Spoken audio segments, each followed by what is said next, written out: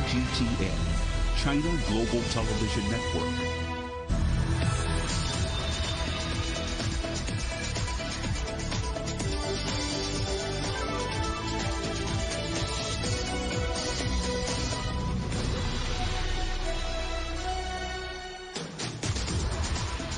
Hello and welcome to Global Business Europe, live from CGTN in London. I'm Jamie Owen. I'm Paul Barber. Our top stories: the imprisonment of opposition leader Alexei Navalny. Russia expels foreign diplomats as relations between Europe and Russia hit a new low. Our other headlines: UK plans to quarantine incoming air passengers from COVID hotspots is thrown into confusion as hotels say bookings are on hold. The world's biggest IPO for 2 years.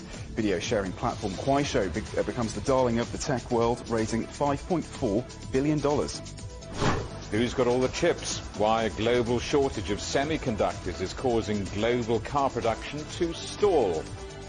And why taxis are coming to the rescue when it comes to driving older folk to the digital world. Thanks for joining us. Russia has expelled diplomats from Sweden, Germany and Poland as the relationship between Europe and Russia hits a new low. That's how the EU's top envoy described relations with Moscow as talks with Sergei Lavrov got underway. The Russian foreign minister dismissed the European Union as an unreliable partner. Well, the two sides are meeting in Moscow against a backdrop of condemnation and economic sanction threats over the jailing of Kremlin critic Alexei Navalny. Let's talk to our correspondent Lucy Hoff, watching events for us in Brussels. Lucy, the expulsion of diplomats really does mark a new low, doesn't it? It certainly does, and we understand that the EU's top envoy found out about this expulsion while he was in talks with his Russian counterpart Sergei Lavrov, and has now issued a statement in response to that information being made public, where he talks of his condemnation of the expulsion of European diplomats, urging Moscow to reconsider. These diplomats, we don't know how many of them there were, but we understand these diplomats, who are Swedish, Polish and German, were involved in demonstrations in support of opposition leader Alexei Navalny, and that they have effectively been asked by Moscow to leave the country as soon as is effectively possible. This visit was meant to be a sort of sign of enhanced communication between the two sides, but it has been really a war of words, with that Navalny issue top of the agenda. Let's have a listen to the tit-for-tat of language that we had a little bit earlier during a press conference in Moscow. Have to recognize that over the last years, our relations have been marked by fundamental differences and by lack of trust. We are used to the European Union more and more often drawing on one-sided restrictions that have no legal base. We are building our life on the basis that the EU is an unreliable partner, at least for the time being. The words are pretty stinging, aren't they? And Alexei Navalny appearing again in court, that's the backdrop to all of this. It certainly is. Alexei Navalny is back in court today, having been sentenced to over 3 years in jail earlier on this week, this time facing separate defamation charges, which have been heavily criticised by his team, and him being very vocal in the courtroom about that today. Meanwhile, there has been condemnation of not just his treatment by Moscow, but also the EU criticising the treatment of the thousands who've taken to the streets protesting the actions of the Kremlin in the last few days. The EU is calling for not just the immediate release of Alexei Navalny, but also for a full and transparent investigation into the circumstances of his poisoning and subsequent imprisonment. Lucy, aside from the diplomatic spat, there's still a pandemic to deal with. The EU's Foreign Affairs chief indicating the EU is keen to approve Russia's vaccine. Yes, this has thrown yet another factor into the mix. Some signs, in fact, on this issue of perhaps some cooperation that's come out of this meeting. There is definitely a sense that the two sides want to cooperate on the response to the COVID-19 pandemic. And now Josep Borrell, the EU's top envoy, saying that he hopes the Russia Sputnik V vaccine will be approved soon by the EU's health regulator, the European Medicines Agency. That would, of course, enhance Russia's position on the global stage if indeed that vaccine is used to boost supplies here in Europe of vaccine doses, which, as we know, are in short supply amid an explosive row with AstraZeneca and a lot of infighting here in Europe about why Europe has been left so short of vaccine doses and criticism of the EU strategy with vaccines that are being produced closer to home. So it could be that this vaccine is approved for use. There was some raised eyebrows here in Europe last August when Russia became the first country to approve a coronavirus vaccine. But after a study of clinical trials published in the highly respected medical journal The Lancet, that has raised the reputation of that vaccine here in Europe. And it could be that we see that vaccine authorised for use in the near future here. Lucy Hoff in Brussels, thank you very much. US President Joe Biden has delivered his first foreign policy speech. In a wide-ranging address, he touched on Russia, Myanmar and China, which he described as America's most serious competitor. He pledged to strengthen relations with the country, saying Washington is ready to work with Beijing. CGTN's Owen Fairclough reports. Diplomacy is back, the words of new US President Joe Biden in his first major foreign policy address, setting out his ambitions for his new administration.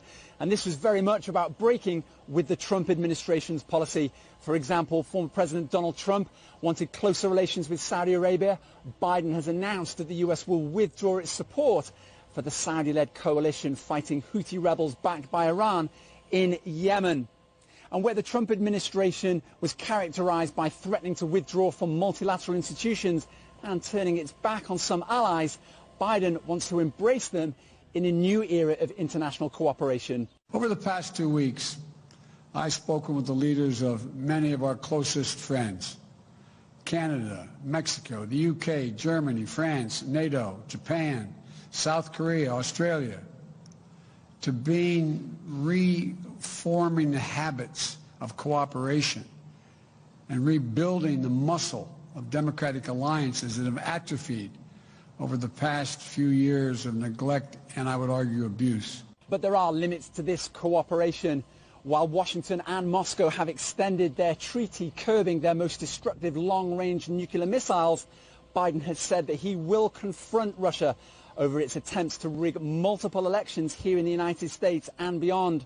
And China has been described by Biden's administration as the single most important relationship, a relationship that deteriorated badly under the Trump administration with a trade war that was largely destructive to US businesses. Biden says he wants to change the tone of this relationship, even if the substance may remain the same, with Trump-era tariffs on Chinese imports into the United States remaining in place for now. We'll also take on directly the challenges posed by our prosperity, security, and democratic values by our most serious competitor, China. But we are ready to work with Beijing when it's in America's interest to do so. Many of these foreign policy themes are familiar for any US administration, but the situation in Myanmar does pose a major test for Biden, with the military takeover of the democratically elected government there led by Aung San Suu Kyi. Many Western allies and the United Nations are now discussing the reimposition of sanctions amid calls for the military to release Aung San Suu Kyi from detention. And while Biden has joined in those calls, he stopped short in this speech of declaring sanctions on Myanmar for now. Owen Fairclough, CGTN, Washington. Well, in response to President Biden's speech, China says it will work with Washington for bilateral development and hopes for better relations. The common interests of the two countries far outweigh the differences. The China-US cooperation can accomplish many great things that are beneficial to both countries and the world. In the face of global challenges such as COVID-19 and climate change, the areas in which China and the U.S. can and must cooperate have become more, not fewer.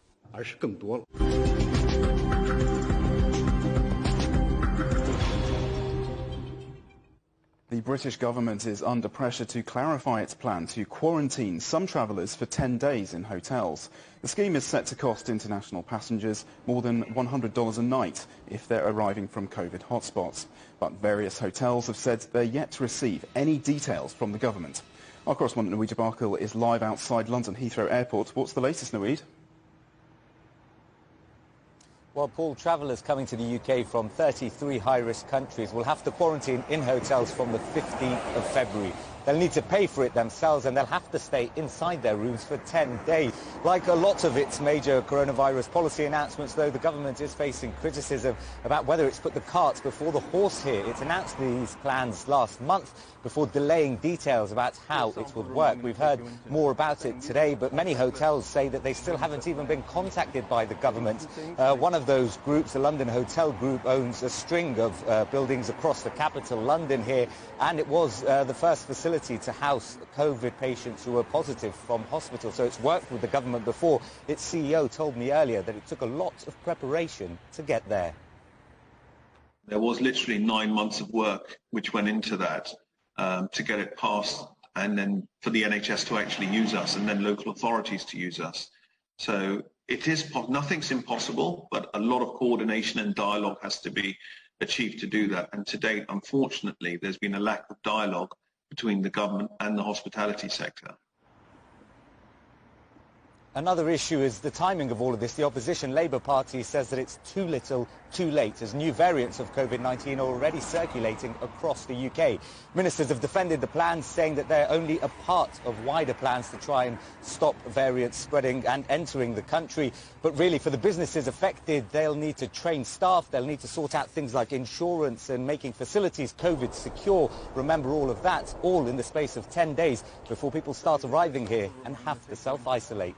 Paul. And Naweed, what about the rate of infection in the UK? Perhaps some good news at last? Yeah, positive news there. The latest figures show the reproduction number, or the R number, is down to between 0.7 to 1. And that's down slightly from last week's figure of 0.7 to 1.1. And what it means essentially is that each person who has coronavirus in the country is giving it to fewer than one other person. That means it's shrinking at a rate of about 2 to 5%. That is positive news for the government. Alongside that, some more news from the Office of National Statistics, an independent body, saying positive cases, new cases of coronavirus, down 70% at the moment compared to their peak in January. Alongside all of that, the latest figures are suggesting 10.5 million people have received vaccines, and in the last half an hour or so, the regulator here in the UK saying that those vaccines are proving to be safe, particularly most of the Pfizer ones being given here with very few side effects. So lots of vaccinations and cases coming down. That's positive, but one caveat, one word of warning here. One of the scientists advising the government in that SAGE committee earlier, warning that all of the lockdown restrictions we've seen in recent months, which has led to progress like this, it could simply be undone with just 2 weeks of rules being relaxed. Paul. OK, Naweed Jabarkil at London Heathrow Airport. Thank you. You're watching CGTN. Still ahead, Germany sends help as Portugal's healthcare system strains under the pressure of coronavirus.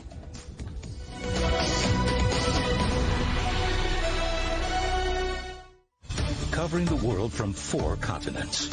A new horizon. Teams in Beijing, Washington, D.C., Nairobi, and London, who connect, interact, and inquire to bring you the stories that matter to all. The Link, only on CGTN. Search CGTN Europe wherever you get your podcasts to subscribe to The Agenda podcast. The Agenda with me, Stephen Cole, always gets to the heart of the story. Just subscribe today and listen now. Don't forget you can sign up to our daily newsletter. We bring you all the top business headlines straight to your inbox. So sign up for free at this address. CGTN. See the difference.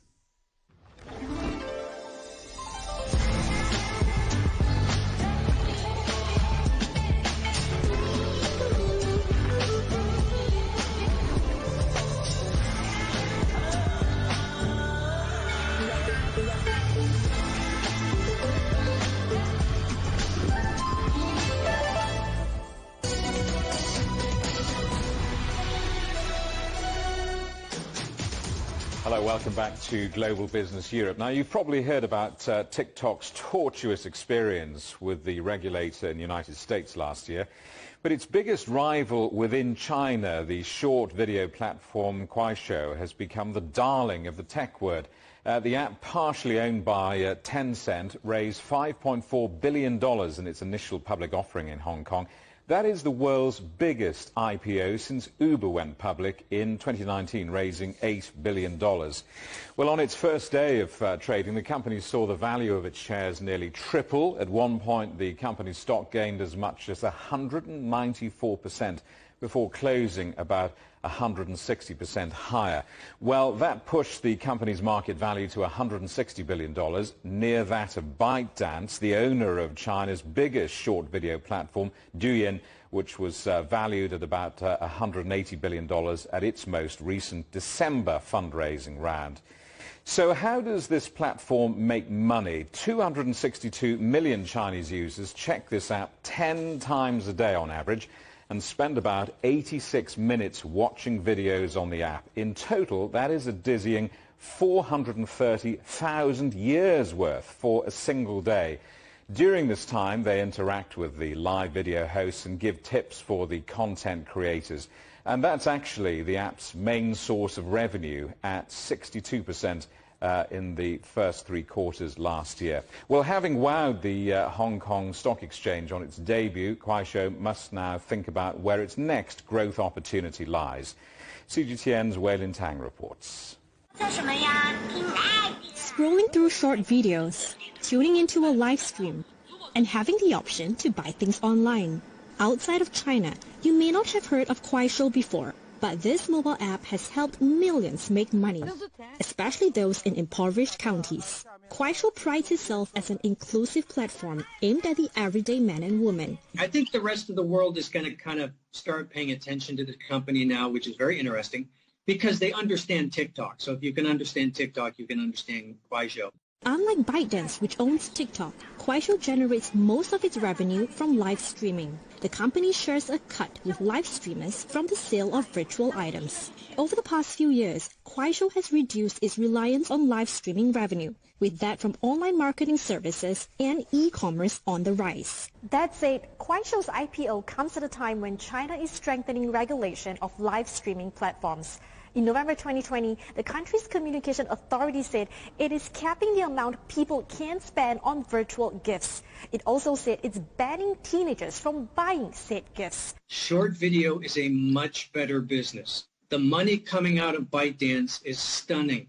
This year probably $35 billion in ad revenue. So you clearly, Kuaishou wants to get from live streaming on gifting. They want to get to short video and monetize by ads. But is the Chinese market big enough for its few main players?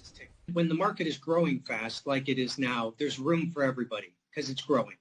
When it slows down, then we often see some people fall away. So is short video in China going to be a one-player market, or is it going to be a two-player market?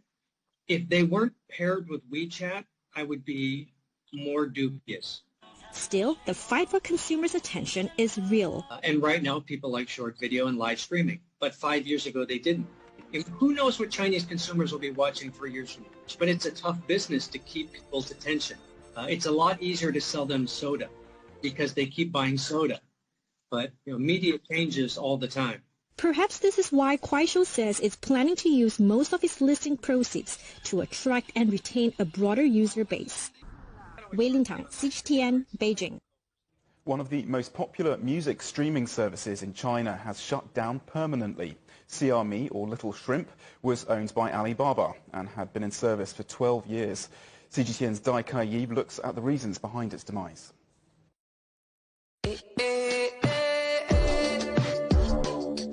While new mobile apps are popping up every day, many old ones are saying goodbye. Despite gaining traction as a streaming and sharing platform since its inception in 2008, Xiaomi Music is one of those going away. Xiaomi is very professional in its content. For example, it has such a big variety of different music styles and niche musicians. Xiaomi is noted for its user experience. recommending new songs, tracks, and artists based on playlists users create and tune into, and many independent artists considered it an effective distribution channel for their works. But the app fell by the wayside when rivals like NetEase Cloud Music came to prominence.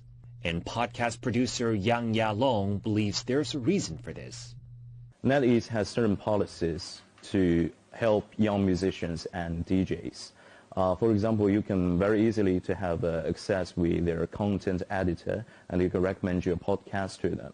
If they like what you did, your podcast may have the chance to be posted on the front page.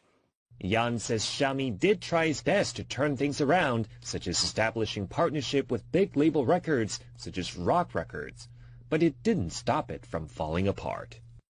Looking ahead, Yan says the competition in China's online music streaming space will only become more fierce. Each music app will still highlight their characteristics. For example, QQ Music may still focus more on pop music, and NetEase may focus more on electronic music, as well as the live stream for European and American concerts. It's always about the copyright. If you focus more on copyright, and the closer you'll get to succeed.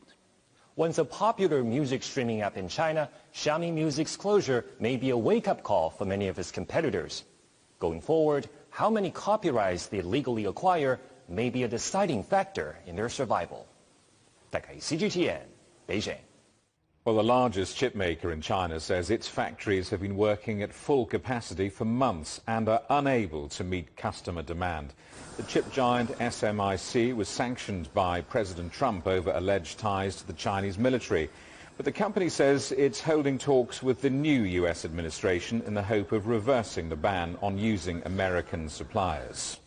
Semiconductor chips are central to many products that have seen a spike in demand during the pandemic, like games consoles, laptops and TVs. The car industry is in the same position. Automotive expert Michelle Krebs told me that this shortage is highlighting weaknesses in the global supply chain. Well, a number of automakers around the world have been forced to halt production lines, at least temporarily, because of this global shortage of computer chips. It's hit everywhere, Japan, Europe, and now North America. And there are very few automakers who have been spared. If they haven't been hit yet, companies like Volvo say they could be hit. So it is widespread.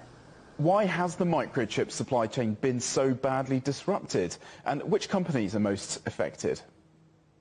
Well, first of all, we had this shutdown because of the pandemic, so nobody was producing anything, and it's taken a while to refill the pipeline. The other thing that happened is nobody anticipated that car demand would return as quickly and dramatically as it has. And so there were some companies that scaled back their production plans and then, slashed their orders for chips. So they were caught shorthanded. And also, the demand for things like computers, gaming systems, phones, all because we're working from home, it has just skyrocketed. And so there's this competition for chips. And then, of course, add on to that, we've had previous administration had some trade restrictions that has impacted in the U.S., the shortage of chips.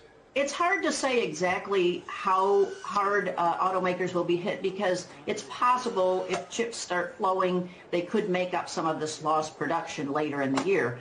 But I will say that on the Ford earnings call yesterday, Jim Farley said this could cost Ford $1 billion to $2.5 billion in profits in the first half of the year. And Michelle, there in the United States, there's a group of senators, both Republican and Democrat, calling for the Biden administration to address this situation, saying it threatens the post-pandemic economic recovery. How can production get back on track? Well, there is that pressure. Certainly, throwing money at the situation, getting the chip makers to prioritize automotive chips over some of the other kinds of chips will make a difference. And there's also a longer-term push for the U.S. government to invest in producing chips here in the United States. We used to do that. We don't do that anymore. And so we become dependent on foreign-sourced chips. Is it even possible to make cars these days without microchips, or are cars essentially computers on wheels? Well, you can't make any car if you're missing one part. Chips have become a huge part of the vehicle. We've gone to electronic everything on the car, so you need chips for your braking systems, transmissions, engine management, your airbags, all the safety systems, and of course then we run all the creature comforts like infotainment systems that require chips. And now we're going to electric vehicles, and those will require chips. So no, you can't build a car without a computer chip. U.S. jobs growth was less than expected in January. Non-farm payrolls increased by 49,000 last month. Data for December was also revised, showing unemployment was higher than first thought. 227,000 jobs were lost instead of 140,000 as previously reported. Employment levels are now more than 9 million jobs below their peak in February 2020. The French drug maker Sanofi is ramping up its cost-cutting drive. It's now looking to save $3 billion by 2022. The money will be spent strengthening its cancer and rare diseases drugs. This comes as the company posted better-than-expected fourth-quarter results, despite disappointing investors in December when it announced delays to its COVID vaccine. Regeneron Pharmaceuticals has reported a fourth-quarter profit that beat analysts' estimates. The results were boosted by strong eye and eczema drug sales. U.S. sales of Eylea rose nearly 10%, while sales of the eczema drug Dupixent were $1.17 billion compared to $751 million a year earlier. And you might have heard the phrase crying into your beer. Never more appropriate. Up to 87 million pints of beer in the UK will be wasted during lockdowns and pub closures. The British Beer and Pub Association says it's heartbreaking and is equivalent to around $450 million in lost sales. You're watching CGTN. Still ahead. We're in Madrid, where authorities have relaxed COVID-19 restrictions, despite the rest of the country tightening measures.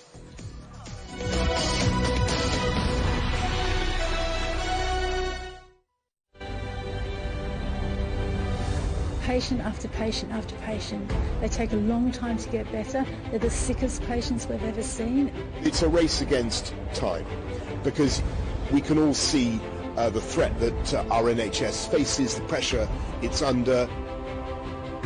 We're dealing with something we knew very little about. Europe's first two epicentres in February have received their first dose of the Pfizer-BioNTech vaccine. Another day, another grim milestone for the UK in its fight against COVID-19.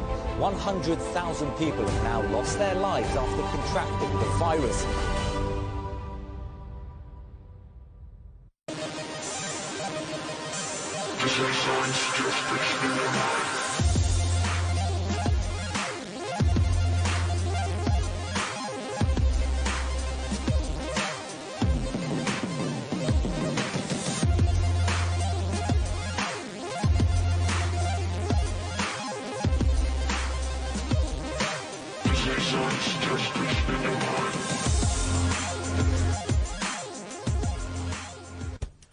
On the agenda with me, Stephen Cole, we look up into space. We look down into data. We look at debt. We look at politics. We look at opioids, climate change. We look at all the issues that really matter around the world. But you matter too. We want to tell the stories you want to see and hear about. Make it your agenda.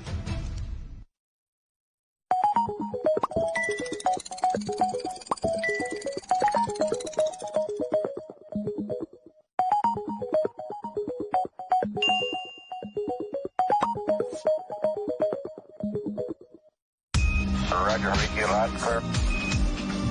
We can try out the wild and crazy ideas. Nothing can stop an idea whose time is coming. This idea is coming. I actually feel quite comfortable in isolation.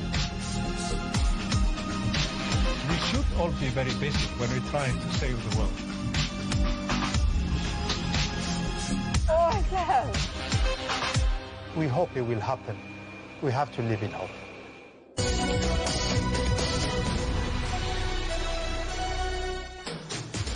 Hi there, welcome back to Global Business Europe with Jamie Owen and Paul Barber. Our top stories again. The imprisonment of opposition leader Alexei Navalny. Russia expels foreign diplomats as relations between Europe and Russia hit a new low. Our other headlines: the UK plans to quarantine incoming air passengers from COVID hotspots is thrown into confusion as hotels say bookings are on hold. And the world's biggest IPO for 2 years, video sharing platform Kuaishou becomes the darling of the tech world, raising $5.4 billion. The Madrid region of Spain has relaxed its COVID-19 restrictions, despite the rest of the country tightening measures to curb a third wave of infections. Groups of up to 6 people can now gather at outdoor restaurant terraces, up from the previous limit of 4 people. Rahul Pathak reports. It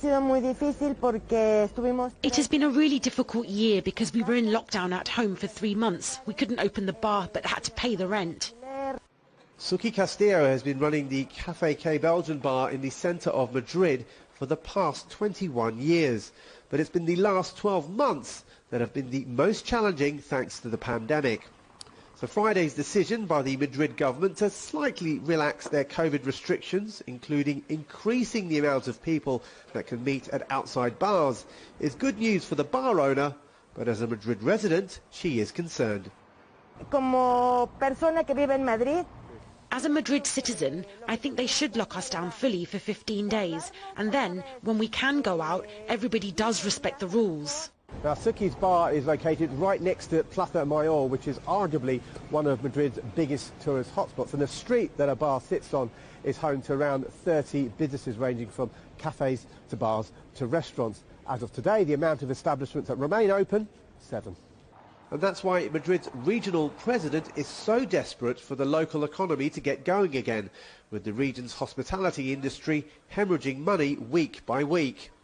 Madrid's Deputy Health Minister says even with the capital still suffering the effects of the third wave of the pandemic, going to bars and restaurants was relatively low risk.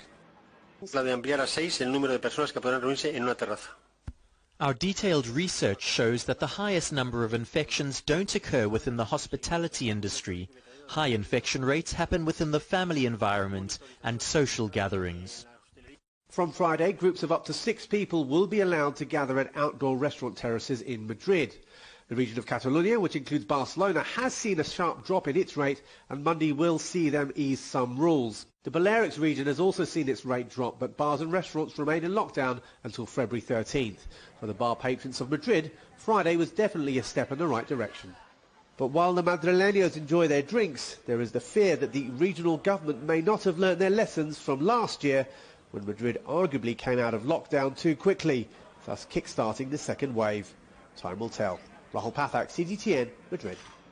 Portugal is emerging from the most challenging month in its battle to contain the COVID pandemic. Half of its coronavirus deaths were reported in January alone, swamping hospitals and overwhelming staff. But this month, things are taking a turn for the better as help arrives from Germany. Andrew Wilson reports. Like Italy last year, Portugal now desperately needs help from the outside. German military transporters have brought in doctors, 26 of them, nurses, hygienists, as well as 40 mobile ventilators. The plan is for the medical teams to rotate every 3 weeks. This is a longer-term effort. They have one mission: to work side by side with Portuguese doctors fighting the pandemic. I think it's a vivid sign of European solidarity and a symbol of hope. Portugal has reported nearly half of all its COVID deaths in January alone. The hospitals have 5 times the number of patients compared with last spring, with ambulances rushing patients around the country to find oxygen and intensive care as it becomes available. Lisbon has been worst hit, with reports of ambulances sometimes waiting up to 12 hours to get patients into the emergency rooms. But it gets to a point where there's no more capacity. There really isn't. We need to continue to treat other patients too, and that's what we've been trying to do, and we've managed until now. These ambulances were part of another emergency airlift flying 3 patients to the Portuguese island of Madeira off the coast of Morocco, where there are still intensive care beds to be found. The German teams, it seems, have arrived just in time. Andrew Wilson, CGTN.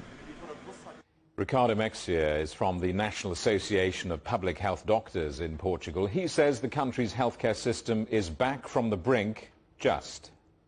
Well, actually, there are several factors that contributed to the situation we found ourselves in January. So we did have a second wave in November, and in December we actually managed to decrease the number of cases. But when we reached the festivities, we were still roughly at 3,000 cases a day. We had a relaxation of the Christmas measures, while there was some reinforcement during New Year's, but still it was quite complicated. So the measures were not sufficient to contain the social contacts, and therefore we had a significant increase in January. There were some other factors that also contributed, just like the arrival of the vaccines between Christmas and New Year sort of shifted communication towards the great news that the vaccines are, and indeed they are. But somehow people thought it's all over now, so we can go back to our old routines, and that carried a high price to pay, which was a lot of more infections in January. And in the early days of January, we also had a very a cold spell,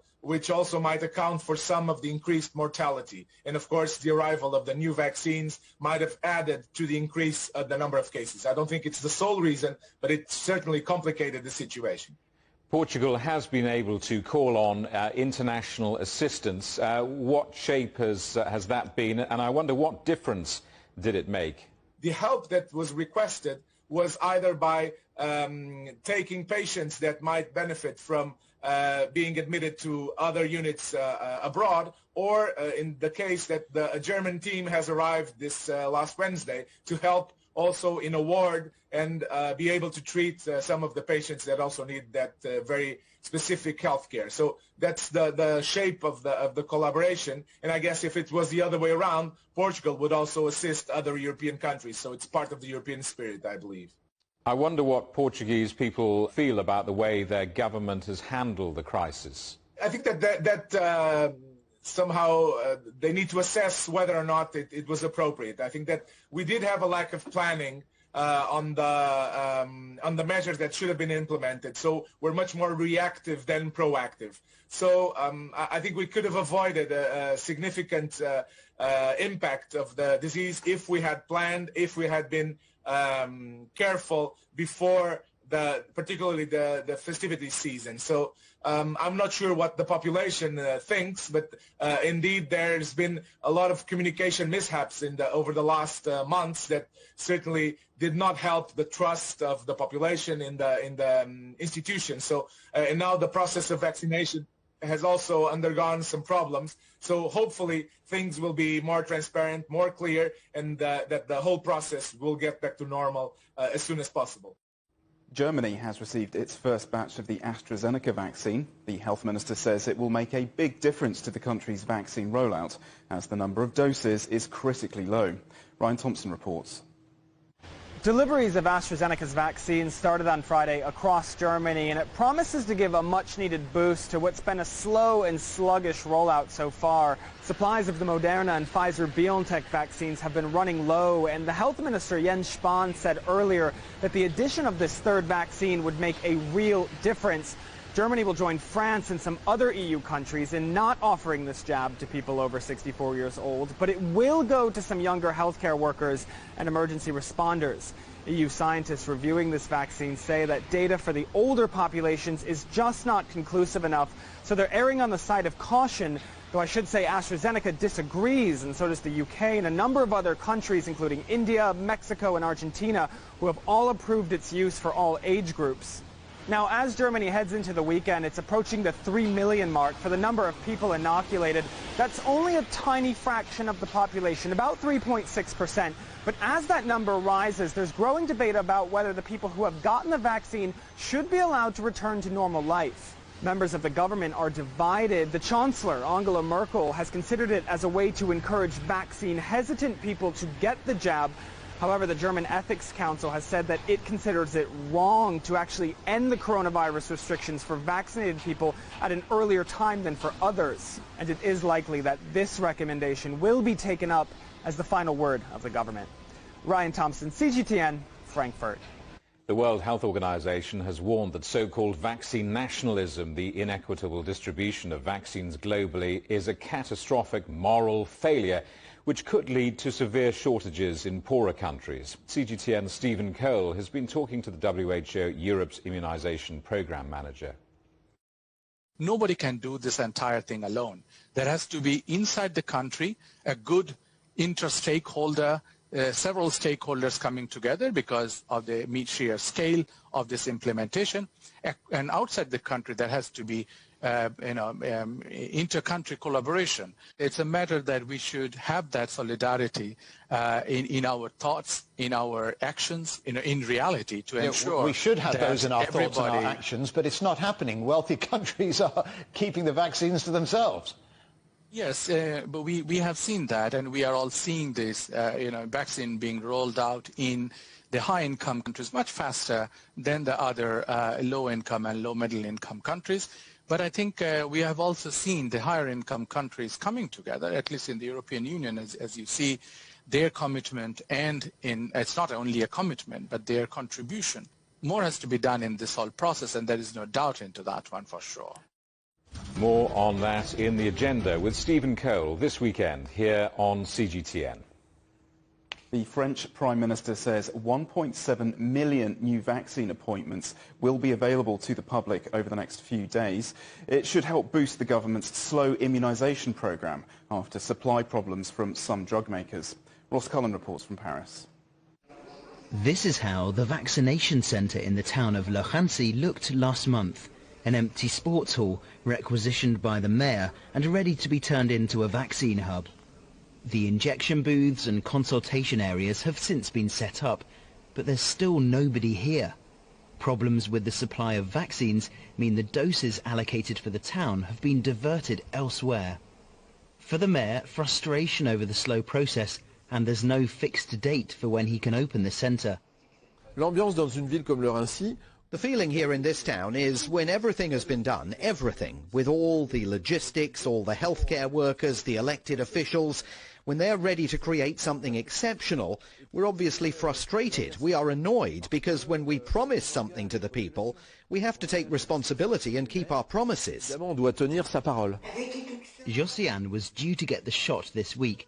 I'm really disappointed that the vaccination centre is closed.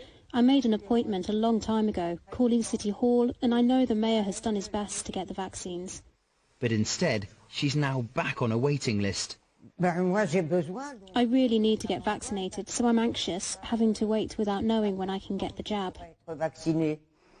As the vaccination programme has hit a roadblock, so too has this electric car. It was meant to be used to reach vulnerable people who cannot come into the centre. Now it's parked and out of use. There are 15,000 people in the town of Le Hancy, and 2,500 of them are over the age of 75 and are eligible now for a vaccine which has still not arrived. The government paints an optimistic picture with new vaccines coming on stream soon, but the reality is interrupted supply chains, debilitating logistics and vaccination centres which are ready but not able to be used. The Prime Minister says the first injections of the AstraZeneca vaccine will take place from the 6th of February, and all care home residents in France will have received their first vaccinations by this weekend. The government hopes that overall 4 million people will get their first jabs by the end of this month. But in the eastern Paris suburbs, that message of positivity is clouded by a picture of delay and disruption. Ross Cullen, CGTN, Le Hancy, Eastern Paris.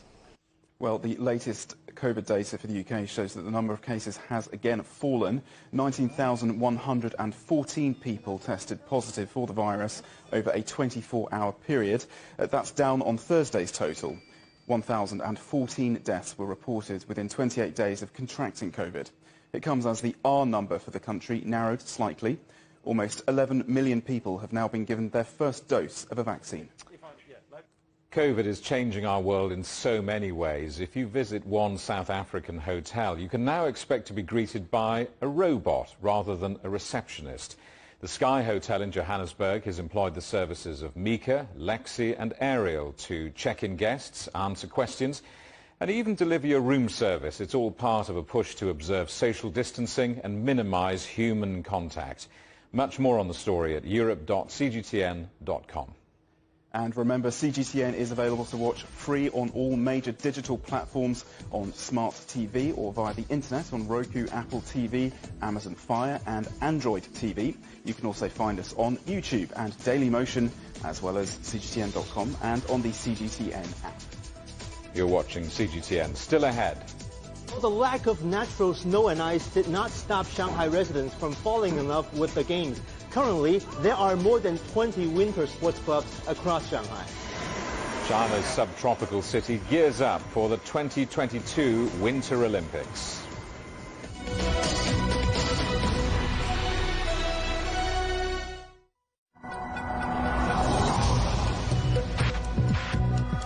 Each day, there are millions of stories. Each one can open new perspectives, new possibilities. Wherever you look, we are there. To see, discover, explore. We put the pieces together to find what really matters to you. All around the world, all around the clock. Our reporters are at home across the globe. From our headquarters in Beijing and production centers in Washington, Nairobi, and London. China Global Television Network. Stories from across the globe, reaching people across the globe. CGTN. See the difference.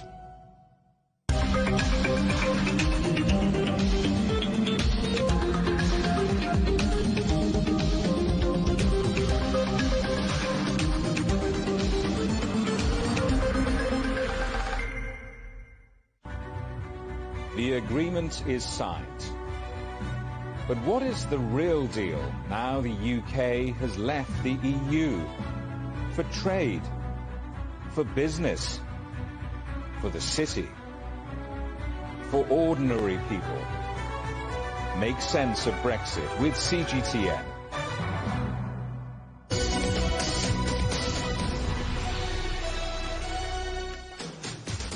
Welcome back to Global Business Europe. Myanmar's military is tightening its grip on power, arresting a key aide to the detained leader, Aung San Suu Kyi. Wintine, a senior member of the ousted government, was arrested at his daughter's house during a midnight raid. He publicly called for civil disobedience to protest against the takeover. Meanwhile, Aung San Suu Kyi, who hasn't been seen since her arrest, has been charged for illegally importing and using walkie-talkie radios. Well, tensions in Myanmar are being closely monitored. In neighbouring Thailand, there are concerns any violence could lead to a fresh flood of refugees across the border. Martin Lowe reports. Coils of razor wire line the Thai side of the Moi River, marking the border with Myanmar at the market town of Mae Sot. It was put here to stop people crossing, to slow the spread of COVID-19. But now, Thai army chiefs have stepped up patrols to hold back any new refugees from conflict in Myanmar. An ASEAN parliamentary group, however, has urged Thailand to make preparations to accept refugees, not turn them away. The question that we need to focus on and look at is how these new refugees will be received by the Thai government. My view is that given that Thailand is part of ASEAN, and essentially the problem of Myanmar is also a problem of ASEAN, it'll be good that if the Thais can actually accommodate the people who are coming into the borders, as opposed to making sure they don't, as opposed to stopping them. Thailand is already home to around 100,000 refugees at camps along the border. Not only has a military takeover in Myanmar stalled any thoughts of their repatriation, it's prompted concerns of a new wave fleeing the country's turmoil. Thailand has been accommodating Myanmar refugees for more than 3 decades. Many hoped that situation was coming to an end, but now they'll be watching developments closely and hoping that across this river it remains calm. Martin Lowe, CGTN, on the Thai-Myanmar border. In India, there's growing support for the scrapping of new farming laws as another 10,000 farmers join protests. They're from Uttar Pradesh, the country's largest state and a critical election battleground. Farmers say the new laws benefit private buyers at their expense. Tens of thousands of farmers have been camped outside Delhi for 2 months. Thousands of people have gathered in the Nepalese capital Kathmandu to support the country's embattled Prime Minister. KP Sharma Oli is facing protests against his dissolution of Parliament last year, forcing fresh elections amid an economic crisis. Supreme Court judges are hearing more than a dozen petitions challenging the move. Students in Japan have launched an online petition to speak out against sexist remarks made by the president of the Tokyo Olympics Organising Committee. Yoshiro Mori triggered a social media frenzy after saying women talked too much. He later retracted his comments and apologised, but has refused to resign. Authorities in Costa Rica have seized 2 tons of cocaine hidden in a container destined for Belgium. The drugs were discovered during the inspection of a pineapple shipment on board a cargo ship near Limon. Choco fruit exports by sea from Costa Rica are commonly used by drug traffickers. Mexico's president has had a negative COVID test less than 2 weeks after contracting the virus. In a video message, Andrés Manuel López Obrador said he was in good health. The country has reported a death toll of 160,000, one of the world's highest. And China has reinstated a widely respected environmental expert as its climate envoy. Xie Zhenhua was a broker of the Paris Climate Agreement, along with America's current climate envoy, John Kerry. Mr. Kerry has called his counterpart a leader and says he expects the pair to hold talks soon. Well, in China, a campaign is underway to get older folks to sign up to digital services, and the city of Shanghai has joined in by rolling out senior-friendly taxi services. Xu Mengxi reports. Hailing a taxi on a freezing cold day is not a pleasant experience. And while smartphone users can reduce their weight by placing an online order in advance, those who are less tech-savvy, the older generation, can now enjoy the benefit of digitization. Recently, a new type of taxi hailing device has popped up on Shanghai's busy streets. And it's kind of smart. It allows me to call a taxi at the press of a button without having to have a mobile phone or putting in my destination. 师傅，您是在多远的范围内能够听到这个呼叫？差不多1公里左右吧，就是这个 APP 上面，它都有显示。对。The application, named Shenzhen Travels, is jointly developed by the Shanghai government and Psych Motor, a Shanghai-based automotive company. The Shenzhen Travels app aims to optimize digital ride-sharing services for the elderly, an underserved market that often doesn't have smartphones or finds that using one is too cumbersome. And for those who do use one, the app's interface has features to suit their needs, such as the option of bigger font sizes. Now this is all you need to do. Just one click here. It's very clear. See?